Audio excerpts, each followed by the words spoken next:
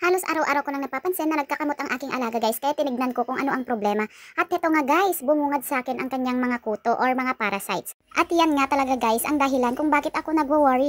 Buti na lang talaga rin-recommend ng aking kaibigan ang Casual Pets Ivermectin. At agad-agad ko namang binasa ang mga reviews at yun nga guys, napakaganda naman ng kanyang mga feedback. Kaya hindi na ako nagdalawang isip na bumili at itry sa aking mga alagang fur babies. Kasi nga guys, napakarami ko talagang mga alagang fur babies kung nakikita nyo sa aking mga videos. Ang kagandahan pa nito guys is hindi na kayo mahihirapan sa paggamit. Dahil napakasimple lang itong gawin guys. Ipahid mo lang sa skin ng iyong alaga.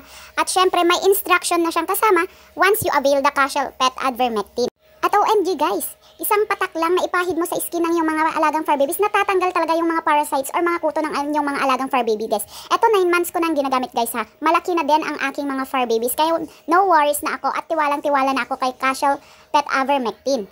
Kaya sa mga gustong mag-try ng product ng Casual Pet Ivermectin guys, na kagaya ko, para makita nyo yung resulta, i-click nyo lang ang aking yellow basket.